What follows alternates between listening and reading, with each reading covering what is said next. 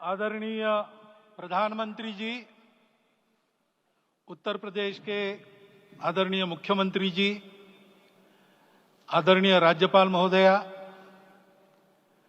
देश के आज विद्यमान सभी पंथ संप्रदायों का प्रतिनिधित्व करने वाले हमारे संत, ऋषि, आचार्य गण और समाज के सब स्तरों का प्रतिनिधित्व करने वाले निमंत्रित महानुभाव, आज का आनंद शब्दों में वर्णनातीत है और उसके वर्णन करने का प्रयास इसके पहले के वक्तव्यों में अच्छा हो गया है। यह भी बता दिया गया है और हम जानते भी हैं कि आज अयोध्या में रामलला के साथ भारत का स्व लौट के आया है।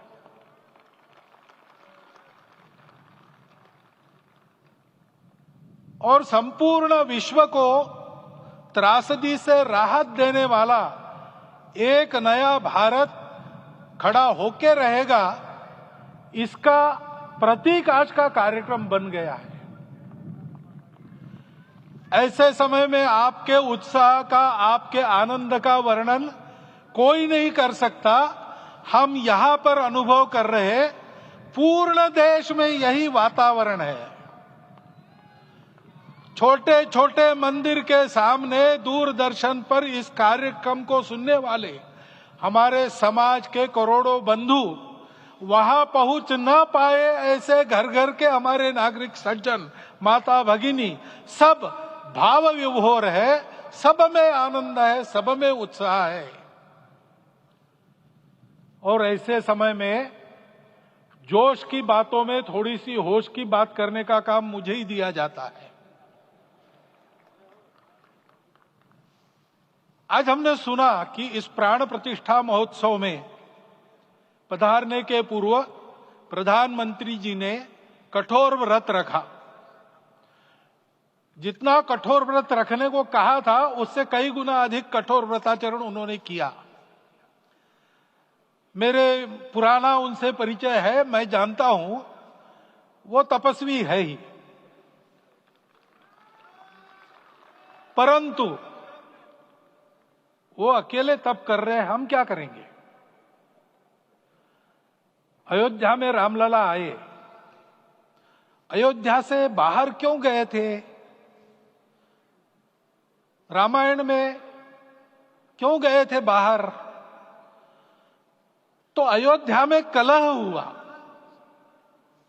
अयोध्या उस पुरी का नाम है जिसमें कोई द्वंद्व नहीं, जिसमें कोई कलह नहीं, जिसमें कोई दुविधा नहीं। वो हुआ 14 वर्ष वनवास में गए। वो सब ठीक होने के बाद दुनिया के कलह को मिटा के वापिस आए। आज रामलला वापस फिर से आए हैं 500 साल के बाद। जिनके त्याग, तपस्या, प्रयासों से ये सोने का दिन आज हम देख रहे, सुवर्ण दिवस देख रहे, उनका स्मरण प्राण प्रतिष्ठा के संकल्प में हम लोगों ने कहा, आपने सुना होगा, स्मरण किया। उनकी तपस्या को, उनके त्याग को, उनके परिश्रम को शत बार, सहस्त्र बार, कोटि बार नमन है। रामलला के यहां इस युग में आज के दिन फिर वापस आने का इतिहास जो जो श्रवण करेगा वो राष्ट्र के लिए कर्म प्रवण होगा और उसके राष्ट्र का सब दुख दैन्य हरण होगा। ऐसे इस इतिहास का सामर्थ्य है। परंतु उसमें हमारे लिए कर्तव्य का आदेश भी है। प्रधानमंत्री जी ने तप किया, अब हमको भी तप करना है। राम राज्य आने वाला है, वो कैसा था? दैहिक दैविक भौतिक तापा, राम राज नहीं कहु व्यापा। सब नर करहि परस्पर प्रीति, चलहि स्वधर्म निरत श्रुति नीति। सब निर्दंभ धर्म रत पुनि, नर अरु नारी चतुर सब गुनी। सब गुणज्ञ पंडित सब ज्ञानी, सब कृतज्ञ नहीं कपट सयानी। राम राज्य के सामान्य नागरिकों का जो वर्णन है, हम भी इस गौरवमय भारतवर्ष की संतानें हैं। कोटि कोटि कंठ उसका जयगान करने वाले हमारे हैं। हमको इस प्रकार के व्यवहार को रखने का तप आचरण करना पड़ेगा। हमको भी सारे कलह को विदाई देनी पड़ेगी। छोटे छोटे परस्पर मत रहते हैं, छोटे छोटे विवाद रहते हैं, उसको लेकर लड़ाई करने की आदत छोड़ देनी पड़ेगी। आखिर है क्या? ये बात बताई वो सामान्य नागरिक कैसे थे? निर्दंभ, प्रामाणिकता से आचरण करने वाले, केवल बातें करने वाले नहीं और बातें करके उसका अहंकार पालने वाले नहीं थे। काम करते थे, आचरण करते थे और अहंकार नहीं था। ऐसे वो थे और धर्मरत थे। यानी क्या थे? इस पर कठिन भाषा में प्रवचन बहुत लंबा हो सकता है, लेकिन थोड़े में धर्म के जो 4 मूल्य जिनकी चौखट पर धर्म है, ऐसा श्रीमद् भागवत में बताया है, सत्य, करुणा, शुचिता, तपस, उसका आज हमारे लिए युगानुकूल आचरण क्या है? तो सत्य कहता है कि सब घटों में राम है, ब्रह्म सत्य है, वही सर्वत्र है। तो हमको ये जानकर आपस में समन्वय से चलना होगा, क्योंकि हम चलते हैं, सबके लिए चलते हैं, सब हमारे हैं, इसलिए हम चल पाते हैं। और इसलिए आपस में समन्वय रखकर व्यवहार करना, यह धर्म का पहला जो पैर है, सत्य, उसका आचरण है। करुणा दूसरा कदम है, उसका आचरण है सेवा और परोपकार। सरकार की कई योजनाएं गरीबों को राहत दे रही, सब हो रहा है, लेकिन हमारा भी कर्तव्य है, ये सब समाज बांधव हमारे अपने बंधु है। तो जहां हमको दुख दिखता है, पीड़ा दिखती है, वहां हम दौड़ जाए, सेवा करें, दोनों हाथों से कमाएं, अपने लिए न्यूनतम आवश्यक रखकर बाकी सारा वापस दे, सेवा और परोपकार के माध्यम से। यह करुणा का अर्थ आज है। शुचिता पर चलना है, यानी पवित्रता होनी चाहिए। पवित्रता के लिए संयम चाहिए, अपने को रोकना है। सब अपनी इच्छाएं, सब अपने मत, सब अपनी बातें ठीक होंगी ही ऐसा नहीं, और होगी तो भी अन्यों के भी मत है, अन्यों की भी इच्छाएं हैं। और इसलिए अपने आप को संयम में रखते हैं तो सारी पृथ्वी सब मानवों को जीवित रखेगी। गांधी जी कहते थे, earth has enough for everyone's need, but it cannot satisfy everyone's grid.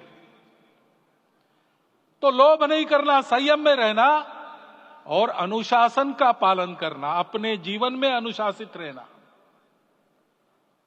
अपने कुटुंब में अनुशासन रहना, अपने समाज में अनुशासन रहना।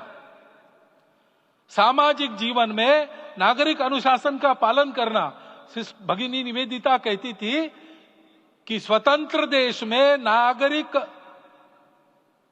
संवेदना रखना और नागरिक अनुशासन का पालन करना, यही देशभक्ति का रूप है। इससे जीवन में पवित्रता आती है। और तपस का तो मूर्तिमान उदाहरण आपके सामने आज दिया गया। व्यक्तिगत तपस तो हम करेंगे, सामूहिक तपस क्या है? संगच्छध्वम संवदध्वम सम वो मनांसी जानता।